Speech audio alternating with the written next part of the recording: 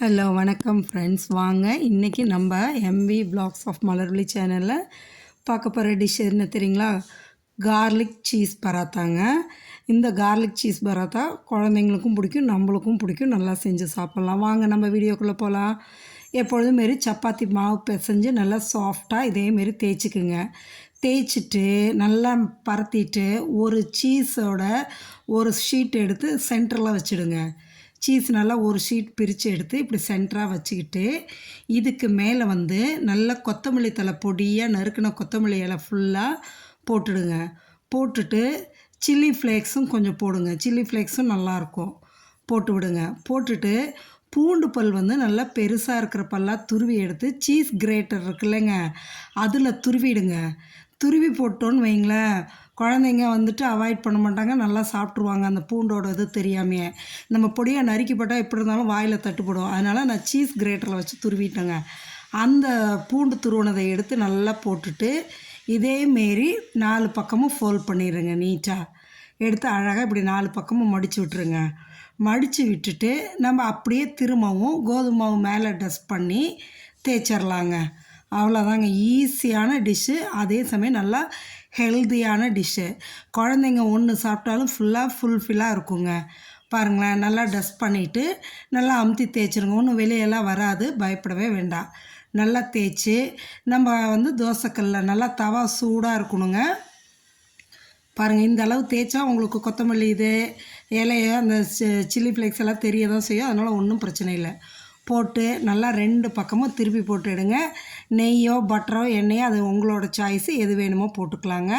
இதை பாருங்கள், இப்போ நான் அடுத்ததும் உங்களுக்கு தேய்ச்சி போட்டு காமிக்கிறேன் பாருங்களேன். அப்படியே சைட் பை சைடு நம்ம அதையும் சப்பாத்தியும் திருப்பி விட்டுக்கலாம். அந்த இதையும் தோசைக்கல்லில் இருக்கிறதையும் இந்த பக்கமும் நம்ம தேய்ச்சிக்கலாம். சரிங்களா? தேய்ச்சிட்டு அப்படியே நம்ம அடுத்தடுத்து ப்ரிப்பேர் பண்ணிக்கலாங்க. ரொம்ப ஈஸியானதும் கூட, நல்ல சத்தானதும் கூடங்க. குழந்தைங்களுக்கு ஒரே மாதிரி சப்பாத்தி செஞ்சு தரதை விட இப்படி மாற்றி மாற்றி செஞ்சு கொடுத்தோன்னு வைங்களேன், அவங்களும் நல்லா விரும்பி சாப்பிடுவாங்க. அதுக்காக தாங்க இந்த சீஸ். ஆனால் உண்மையாலுமே இந்த சீஸ் கார்லிக் பரோட்டா வந்து அவ்வளோ சூப்பராக டேஸ்ட்டாக இருந்ததுங்க. பாருங்கள், இப்போ சுற்றி எண்ணெய் ஊற்றிக்கலாங்க.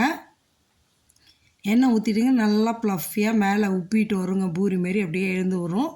அவ்வளோ நல்லா இருக்குங்க. 2 பக்கமும் திருப்பி திருப்பி போட்டு அந்த கோல்டன் ப்ரௌன் டாட்ஸ் வந்ததும் எடுத்துடலாங்க. வெந்துடும் சீக்கிரம் நல்லா. சரிங்களா? இதே மாதிரி நம்ம செஞ்சு வச்சுருக்கிற மாவு எல்லாத்தையுமே இதேமாரி தேய்ச்சி போட்டு எடுத்துடலாங்க.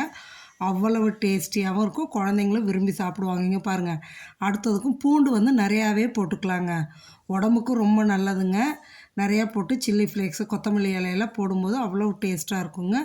அடுத்ததும் இதேமாரி போட்டு நம்ம எடுத்துடலாங்க. சரிங்களா? இப்போ பாருங்கள், இதேமாரி நீங்களும் செஞ்சு பாருங்கள், சாப்பிட்டு பாருங்கள். எப்படி இருக்குன்னு எனக்கு கமெண்ட் செக்ஷனில் மறக்காமல் சொல்லுங்கள். வழக்கம் போல் இந்த வீடியோ முடிகிற இடத்துல உங்களுக்கு ஒரு கோலமும் நான் ஆட் பண்ணி விட்டுருக்கேன். அந்த கோலத்தையும் போட்டு பாருங்கள். ரொம்ப ஈஸியான ஒரு இதுங்க. கோலம் போட தெரியாதுன்னு சொல்கிறவங்க கூட ஈஸியாக போடலாம். பாருங்கள், எப்படி ப்ளஃபியாக ஏதாவது பாருங்கள் உப்பிட்டு வருது. அப்படியே 2 பக்கமும் திருப்பி திருப்பி போட்டு எடுத்துட்டிங்கன்னா உள்ளே இருக்க சீஸும் அந்த கொத்தமல்லி இலை பூண்டு இந்த சில்லி ஃப்ளேக்ஸ்லாம் நல்லா இதாகும். இங்கே பாருங்கள், இப்போ ஒன்று நான் எடுத்து புட்டு காமிக்கிறேன் பாருங்களேன்.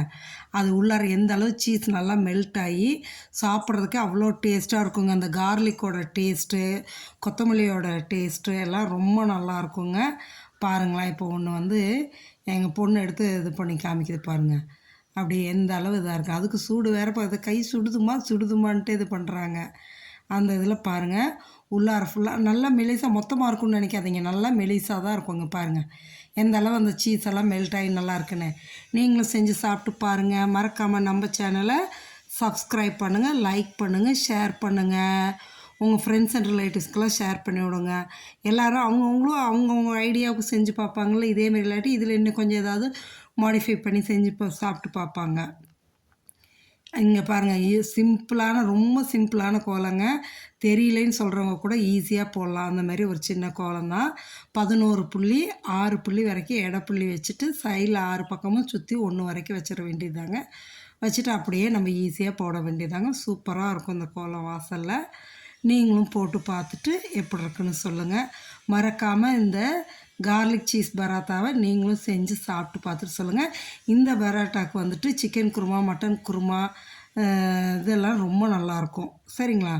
Okay, thanks friends.